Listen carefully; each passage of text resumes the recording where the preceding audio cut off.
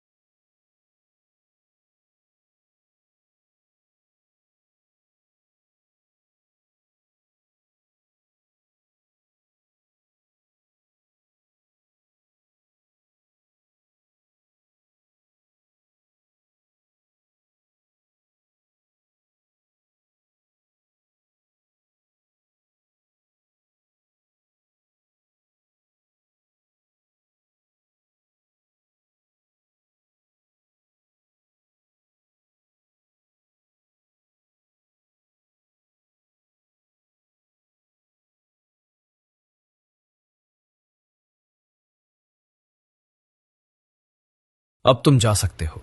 Raw chief चले गए। डोभाल जी ने पहले देश के बाहर के मैटर्स हैंडल किए थे, लेकिन ये मामला बड़ा सेंसिटिव था, क्योंकि उन्हें पता था कि ये प्रोटेस्ट बड़ा होगा और अगर एक भी बच्चे को कुछ हो गया तो वो खुद को कभी माफ नहीं कर पाएंगे। ये सोचते हुए वो अपनी कुर्सी पर आंखें बंद करके लेट गए। एक हल्की सी पसीने की बूंद उनके चेहरे पर आ गई। उसी समय बंगाल में एक भारतीय सरकार द्वारा बैन संगठन MFI यानी मुस्लिम फ्रंट ऑफ इंडिया और एक बैन खालिस्तानी ग्रुप आपस में जुड़े हुए थे। इन दोनों संगठनों के चीफ्स अब्दुल और बाबर ने मिलकर एक प्लान बनाया था। पहला, इस प्रोटेस्ट में घुसकर इसे उग्र बनाया जाए और मोदी जी के खिलाफ एक बड़ा मूवमेंट खड़ा किया जाए। दूसरा, जैसे ही वो मूवमेंट खड़ा हो, PM आवास के आसपास एक साथ 3 जगहों पर कोऑर्डिनेटेड ब्लास्ट किए जाएं, इतने पावरफुल कि सिक्योरिटी कॉर्डन तबाह हो जाए, पूरी दिल्ली की पावर ग्रिड फेलियर हो जाए, संसद भवन के बाहर खड़े सुरक्षाकर्मी अफरा तफरी में फंस जाएं, इंडिया गेट पर लगे सारे CCTV कैमरों एक साथ जाम हो जाए और उसी केओस में एक साथ सभी बड़े टीवी चैनल्स के ब्रॉडकास्ट टावर्स को हैक करके पूरे देश में ये झूठी खबर फैलाई जाए कि मोदी सरकार गिर गई है, जिससे देश भर में दंगे भड़क जाए, स्टॉक मार्केट क्रैश हो जाए और भारत की अंतर्राष्ट्रीय छवि एक ही रात में तबाह हो जाए। और ये लोग इतनी शांति से ये सब कर रहे थे कि किसी को कानों कान खबर नहीं थी। इसके पीछे एक बड़ी वजह थी। ये लोग पहले से ही भारत में मौजूद थे, इसलिए इनके लिए ये सब करना बहुत आसान था। कोई बॉर्डर क्रॉसिंग नहीं, कोई सर्वेलेंस नहीं, कोई रेड फ्लैग नहीं। अब्दुल ने एक नक्शा खोला दिल्ली का। उसने 3 जगहें मार्क की थी। पहला ब्लास्ट यहाँ इंडिया गेट के पास, जहां सबसे ज्यादा मीडिया होगी और पूरी दुनिया लाइव देखेगी। बाबर ने सिर हिलाया। दूसरा ब्लास्ट यहाँ संसद भवन के बाहर, जिससे सिक्योरिटी कॉर्डन तबाह हो जाए और अफरा तफरी में कोई ये समझ ही ना पाए कि असली टारगेट कहाँ है। और तीसरा, बाबर ने पूछा। अब्दुल ने नक्शे पर एक और जगह उंगली रखी। तीसरा, PM आवास के बिल्कुल पास। जैसे ही दोनों ब्लास्ट हों और सिक्योरिटी इधर उधर हो जाए, उसी वक्त दिल्ली की पूरी पावर ग्रिड फेलियर का प्लान एक्टिवेट होगा। अंधेरे में, अफरा तफरी में, काम तमाम। बाबर ने एक और सवाल किया, और अगर इसके बाद भी कुछ रह गया तो? अब्दुल मुस्कुराया। इसीलिए हमने टीवी चैनल्स का बैकअप प्लान रखा है। सारे बड़े चैनल्स एक साथ हैक होंगे और पूरे देश में एक ही खबर जाएगी कि मोदी सरकार गिर गई। जो केओस बाहर होगा उसे अंदर से और बड़ा किया जाएगा। स्टॉक मार्केट क्रैश, दंगे, सब कुछ। दोनों ने एक दूसरे की तरफ देखा। 20 जुलाई, बस इंतजार करो। इधर डोभाल जी को अभी तक सिर्फ एक RDX बैग के बारे में पता था, जबकि असल में 20 जुलाई को एक साथ इतने मोर्चों पर हमले होने वाले थे। स्टूडेंट प्रोटेस्ट में पहले से घुसे हुए लोग उसे उग्र बनाने वाले थे। उसी भीड़ के अंदर RDX ब्लास्ट होना था, जिसमें बड़ी संख्या में स्टूडेंट्स मारे जाते। इंडिया गेट के पास एक और ब्लास्ट होना था। संसद भवन के बाहर एक कोऑर्डिनेटेड ब्लास्ट होना था। PM आवास के पास ब्लास्ट होना था, जिससे सिक्योरिटी कॉर्डन तबाह हो जाए और पूरी दिल्ली की पावर ग्रिड एक साथ फेल होनी थी। सारे बड़े टीवी चैनल्स हैक होने वाले थे, जिससे पूरे देश में झूठी खबर फैलाई जाती कि मोदी सरकार गिर गई। 7 मोर्चे एक साथ एक ही दिन, और डोभाल जी के पास सिर्फ 6 कमरे में आए। डोभाल जी बोले, मुझे सिर्फ तुम तीनों पर भरोसा है और ये मिशन अब तक का सबसे कठिन मिशन है। हमें पता ही नहीं कि क्या प्लान है और हमारे पास ज्यादा समय नहीं है, सिर्फ 4 दिन। डोभाल जी ने विक्रम को बहुत ध्यान से देखा और बोले, पहले तुम जड़ तक जाओ और पता करो कि ये RDX कहां से आया, जिससे हम कड़ियां जोड़ सके। मैंने पुलिस कमिश्नर को बोला है, लेकिन मुझे उम्मीद नहीं है कि वो कुछ कर सकते हैं। ये सब तुम पता करो। विक्रम ने एक सजेशन दिया, सर, अगर हम किसी ऐसे बंदे को ले आए जिसे पुलिस कमिश्नर का काम और इंटेलिजेंस का काम दोनों आता हो, तो शायद हम इस मिशन में जल्दी से सफल हो सकते हैं। मैं एक ऐसे बंदे को जानता हूं जो हमारे काम आ सकता है, अनुराज कुमार। ये IB के डायरेक्टर हैं। ये हमारी अच्छे से मदद कर सकते हैं। डोभाल जी बोले, गुड सजेशन। मैं मोदी जी से बात करता हूं। अभी तुम जाओ और RDX बैग के बारे में पता करो। अचानक मोदी जी का फोन आया। डोभाल जी, सब सही है, बड़ी जल्दी में निकल गए। डोभाल जी बोले, सब अंडर कंट्रोल है, बस मुझे आपसे और होम मिनिस्टर जी से मीटिंग करनी है आज ही। मोदी जी बोले, बिल्कुल, मैं अमित जी को बुला लेता हूं, आप पीएमओ आ जाओ। डोभाल जी ने यस बोला और जल्दी से पीएमओ ऑफिस की तरफ निकल गए। उनकी कार तेजी से आगे बढ़ रही थी, लेकिन डोभाल जी का दिमाग उससे भी तेज चल रहा था। 4 दिन, एक आरडीएक्स बैग और एक ऐसी साजिश जिसकी उन्हें पूरी पिक्चर अभी तक नहीं पता थी। अब हम कहानी में थोड़ा पीछे जाते हैं। 5 जून, दुबई का वो होटल रूम। बाहर से देखने में ये एक आम होटल रूम था, लेकिन अंदर जो प्लानिंग हो रही थी वो भारत के इतिहास को बदल सकती थी। हाफिज सईद, इकबाल शरीफ, आसिम मलिक, सीआईए एजेंट और रहमान खुर्शीद, पांचों एक टेबल के इर्द गिर्द बैठे थे। रहमान ने हाफिज सईद की तरफ देखकर बोला, भाईजान, मोदी ने तुम्हारा बहुत नुकसान किया है और मेरे पास एक इंटरनल खबर है जिससे हम मोदी को हमेशा के लिए भारत से हटा सकते हैं। और एक बार मोदी गया तो हमारा काम आसान हो जाएगा। हम फिर से भारत में आतंक बढ़ा सकते हैं। हाफिज सईद ने पूछा, इसमें तुम्हारा क्या फायदा है? रहमान गुस्से में दांत भींचकर बोला, मोदी ने मेरा बहुत नुकसान किया है। मेरी अच्छी खासी रेपुटेशन थी। 2024 के चुनाव में लोकसभा सीट मिल जाती, लेकिन इनकम टैक्स की रेड पड़ी और मेरा सारा पैसा बरामद कर लिया गया और पार्टी से निकाल दिया गया। अब मैं अपनी एक नई पार्टी खोलना चाहता हूँ। उसके लिए मुझे फंड चाहिए। इस काम में हम एक दूसरे के काम आएंगे। मैं तुम्हारी मदद करूंगा भारत में ब्लास्ट करने में और तुम मुझे फंड दो। हाफिज सईद ने एक पल रहमान को ऊपर से नीचे तक देखा। ये इंसान लालच में अपने ही देश को बेच रहा था। फिर बोला, अच्छा ठीक है। तभी आसिम मलिक बोला, रहमान साहब, प्लान क्या है ये तो बताओ। रहमान ने एक ग्रीडी स्माइल के साथ खड़े होकर बोलना शुरू किया, देखो, 20 जुलाई को भारत में स्टूडेंट प्रोटेस्ट होने वाला है। अभी तो ये ज्यादा बड़ा नहीं होगा, लेकिन इसमें थोड़े बहुत स्टूडेंट्स आएंगे। उसी के साथ मैं अपने लोगों को स्टूडेंट बनाकर भेजूंगा। धीरे धीरे आंदोलन बड़ा होगा, टीवी और सोशल मीडिया पर कवर होगा, पूरी दुनिया की नजरें उस पर होंगी। उसने एक पॉज लिया और आगे बोला, और जब प्रोटेस्ट अपने चरम पर हो तब हम संसद भवन पर ब्लास्ट करेंगे। उसके साथ स्टूडेंट्स और पुलिस वालों पर हमला होगा। Guaranteed chaos मचेगा।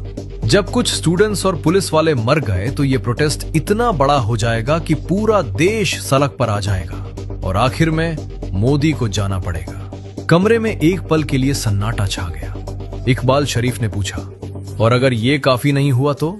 रहमान ने ठंडी आंखों से जवाब दिया, अगर ये फेल हुआ तो हमारे पास और भी एक प्लान है। हाफिज सईद ने आंखें बड़ी करके रहमान की तरफ देखकर पूछा, क्या है प्लान? रहमान उसकी तरफ थोड़ा झुक कर बोला, मुझे 10 सुइसाइड बॉम्बर्स चाहिए जो 20 से 30 साल के बीच के हो। मेरे पास बहुत ही इंटरनल खबर है कि ये प्रोटेस्ट सिर्फ दिल्ली में ही नहीं, मुंबई, जयपुर, पटना और कोलकाता में भी होगा। हम सभी सुइसाइड बॉम्बर्स को अलग अलग शहर में भेज देंगे और अगर हमें लगा कि संसद पर हमला नाकाम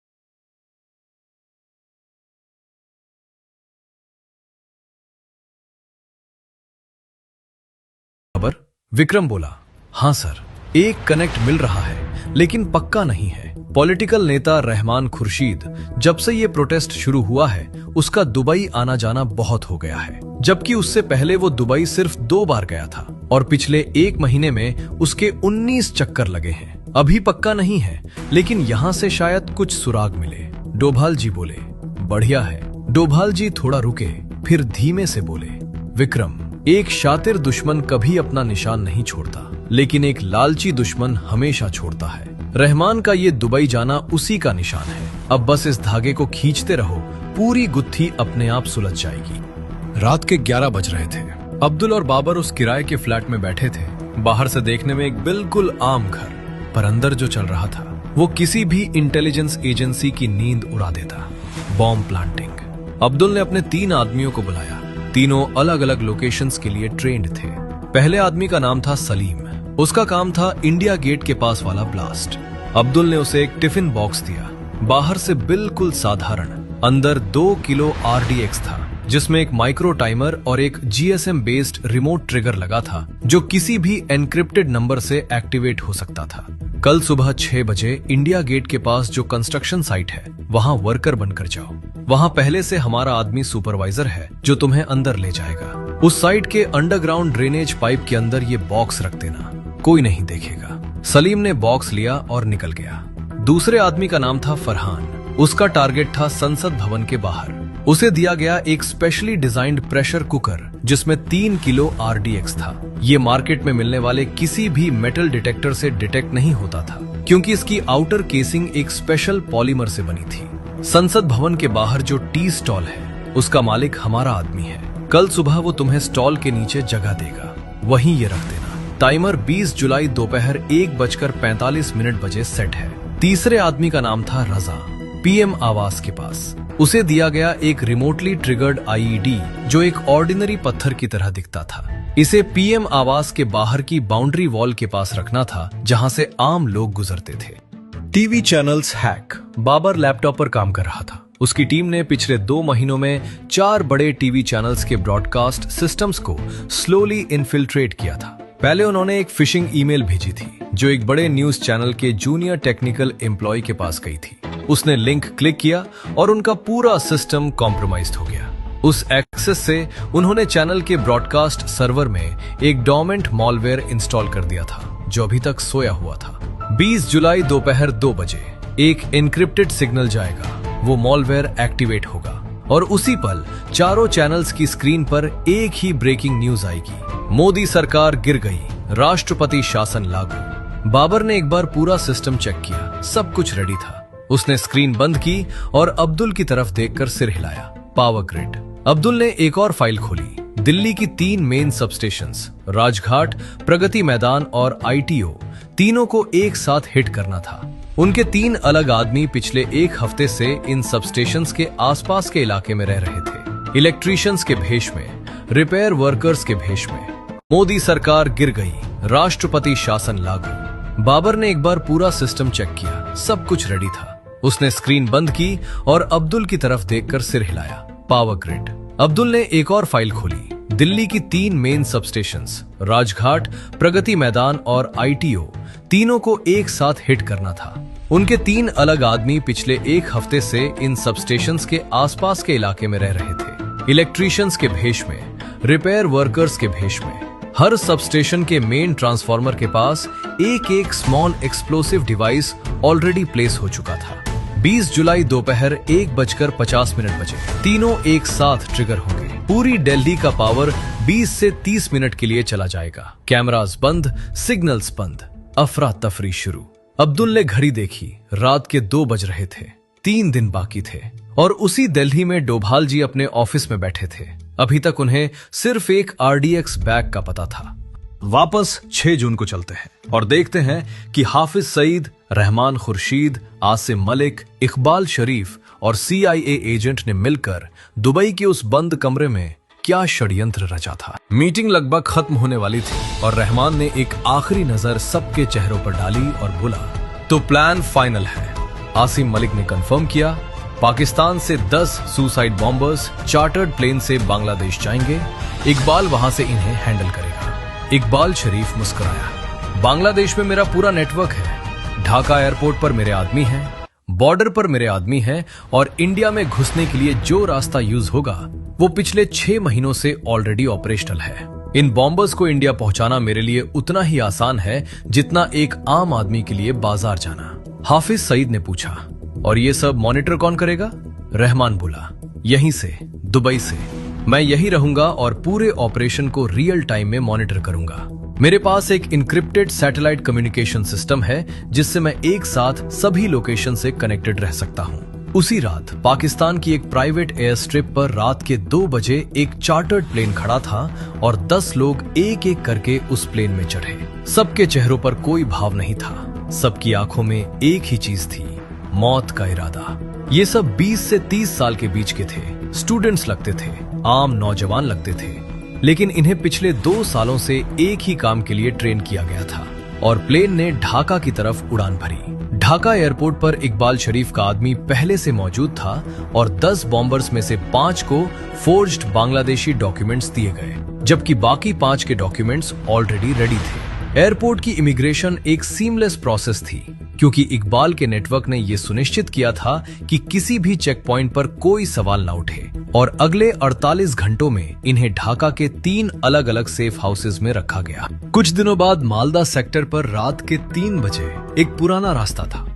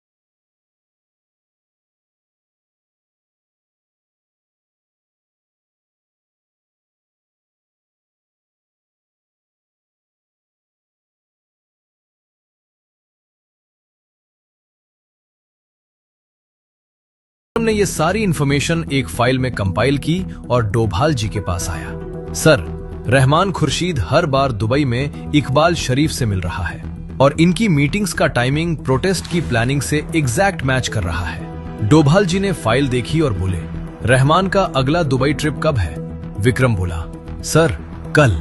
डोभाल जी की आंखों में एक चमक आई, अब असली खेल शुरू होने वाला था। डोभाल जी ने तुरंत रॉ की साइबर टीम को एक एनक्रिप्टेड ऑर्डर दिया।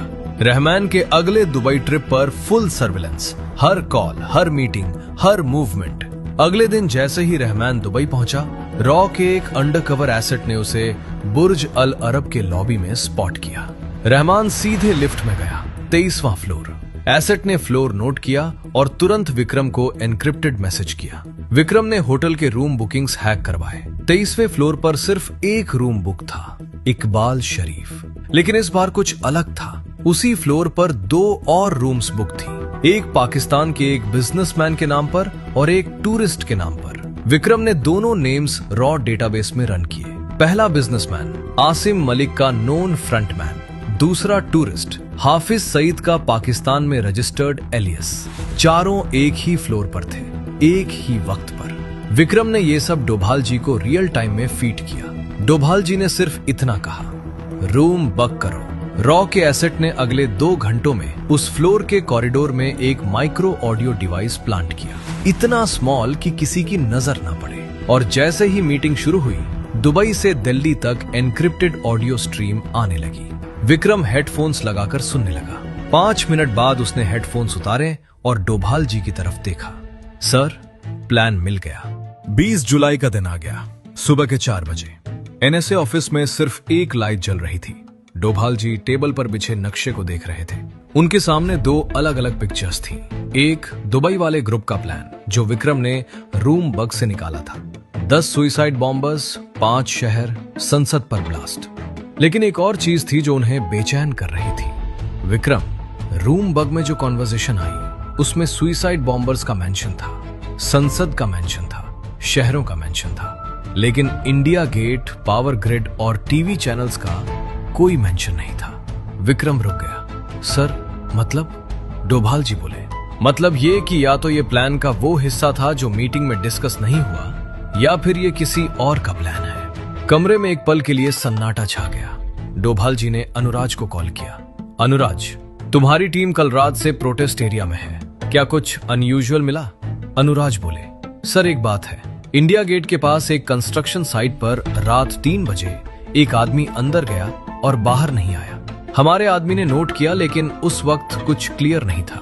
डोभाल जी की आंखें तेज हो गई। वो कंस्ट्रक्शन साइट अभी सिक्योर करो, लेकिन क्वाइटली, कोई आवाज नहीं, कोई कमोशन नहीं। और संसद भवन के बाहर जो टी स्टॉल है उस पर नजर रखो। Sir, tea stall? हाँ, बस देखते रहो। सुबह के 6 बजे अनुराज कुमार की टीम इंडिया गेट के कंस्ट्रक्शन साइट पर पहुंची। अंडरग्राउंड ड्रेनेज पाइप में एक टिफिन बॉक्स मिला। बॉम्ब डिस्पोजल टीम ने उसे केयरफुली न्यूट्रलाइज किया। अनुराज ने डोभाल जी को एनक्रिप्टेड मैसेज किया, sir, India Gate confirmed IED neutralised. Doval ji ने रिप्लाई किया, टी स्टॉल? सर, स्टॉल के नीचे एक प्रेशर कुकर मिला है, न्यूट्रलाइज करो अभी। अब डोभाल जी को पता चल गया था। ये 2 अलग अलग ऑपरेशंस थे, एक दुबई से ऑपरेट हो रहा था और एक अंदर से। उन्होंने विक्रम को बुलाया। विक्रम, अब्दुल और बाबर, ये नाम रॉ डेटाबेस में सर्च करो। 5 मिनट बाद विक्रम की आंखें चौड़ी हो गई। सर, अब्दुल एमएफआई का चीफ और बाबर बैंड खालिस्तान ग्रुप का चीफ, दोनों ऑफिशियली इंडिया में हैं, लेजिटिमेट एड्रेसेस पर registered. Location? Sir, south Delhi में एक फ्लैट। डोभाल जी ने कुल्फा और अभय को बुलाया। तुम दोनों अभी उस फ्लैट पर जाओ, क्वाइटली, कोई ड्रामा नहीं, जो भी वहां मिले उसे सिक्योर करो। सुबह के 7 बजे प्रोटेस्ट शुरू हुआ। हजारों जेन्युइन स्टूडेंट्स सड़क पर थे और उसी भीड़ में अनुराज कुमार की 50 प्लेन क्लोथ्स ऑफिसर्स की टीम पहले से घुसी हुई थी। उधर दुबई में रहमान अपने 3 लैपटॉप्स के सामने बैठा था। उसने पहला सिग्नल भेजा, फेज 1 एक्टिवेट। इंडिया गेट के पास सलीम ने अपनी पॉकेट में रखा रिमोट ट्रिगर निकाला, लेकिन जैसे ही उसने ट्रिगर प्रेस करने की कोशिश की, पीछे से कुल्फा का हाथ आया और रिमोट ट्रिगर नीचे गिर गया। 30 सेकंड में सलीम को भीड़ से इतनी क्वाइटली निकाला गया कि आसपास खड़े किसी स्टूडेंट को पता तक नहीं चला। दुबई में रहमान की स्क्रीन पर इंडिया गेट का सीसीटीवी फीड अचानक फ्रीज हो गया। उसने दूसरा सिग्नल भेजा, फेज 2 एक्टिवेट। संसद भवन के बाहर फरहान ने ब्लास्ट का सिग्नल रिसीव किया। उसने टाइमर एक्टिवेट करने के लिए बटन प्रेस किया, कुछ नहीं हुआ। उसका पूरा नेटवर्क जैम था। अभय की टीम ने उस पूरे एरिया का जीएसएम सिग्नल 10 मिनट पहले ही ब्लॉक कर दिया था। अभय पीछे से आया, चलो। उसी वक्त साउथ दिल्ली के उस फ्लैट में कुल्फा की टीम ने दरवाजा खोला। अब्दुल और बाबर लैपटॉप के सामने बैठे थे, पावर ग्रिड का फाइनल ट्रिगर एक्टिवेट करने वाले थे। लेकिन उससे पहले ही कुल्फा ने अब्दुल का हाथ पकड़ लिया और अभय ने बाबर को। दोनों पकड़े गए। पावर ग्रिड अटैक कभी हुआ ही नहीं। दुबई में रहमान के 3 लैपटॉप्स एक साथ ब्लैंक हो गए। रॉ की साइबर टीम ने उसका पूरा कम्युनिकेशन सिस्टम 2 घंटे पहले ही कॉम्प्रोमाइज कर लिया था। उसने घबराकर एन्क्रिप्टेड चैनल खोलने की कोशिश की, कोई रिस्पॉन्स नहीं। वो अंधा हो चुका था। उसी वक्त उसके होटल रूम का दरवाजा एक जोरदार धक्के से खुला। दुबई पुलिस के 6 ऑफिसर्स कमरे में घुसे। डोभाल जी ने 1 घंटे पहले ही यूएई इंटेलिजेंस को टिप ऑफ दे दी थी। रहमान के हाथों से लैपटॉप छूट गया। ये नहीं हो सकता, लेकिन हो चुका था। 10 सुसाइड बॉम्बर्स को अनुराग कुमार की प्लेन क्लोथ्स टीम ने प्रोटेस्ट की भीड़ से एक एक करके क्वाइटली निकाला, बिना किसी फायरिंग के, बिना किसी पैनिक के। आम स्टूडेंट्स को पता भी नहीं चला। दोपहर के 2 बज रहे थे। प्रोटेस्ट शांति से चल रहा था। कोई ब्लास्ट नहीं, कोई हैक नहीं, कोई केओस नहीं। विक्रम एनएसए ऑफिस में आया। सर, सब क्लियर। दुबई ग्रुप और अब्दुल बाबर ग्रुप दोनों न्यूट्रलाइज। डोभाल जी खिड़की के पास गए और बाहर देखा। दिल्ली की सड़कों पर स्टूडेंट्स अपनी जेन्युइन मांगे रख रहे थे, शांति से। विक्रम पास आया। सर, 2 अलग अलग ग्रुप्स, 2 अलग अलग प्लान्स और दोनों एक ही दिन। आपको कैसे पता चला कि ये 2 ग्रुप्स हैं? डोभाल जी मुस्कुराए, क्योंकि एक प्लान में जो मिसिंग था वो दूसरे प्लान में था। जब 2 अलग अलग हाथ एक ही टारगेट पर निशाना लगाएं और एक दूसरे को जानते भी ना हो, तो दुश्मन की कमजोरी यही होती है, और यही उनकी सबसे बड़ी गलती थी। डोभाल जी वापस अपनी कुर्सी पर बैठ गए। बाहर दिल्ली शांत थी। आज भारत को पता भी नहीं चला कि क्या होने वाला था, और यही एक सच्चे स्पाई की सबसे बड़ी जीत होती है।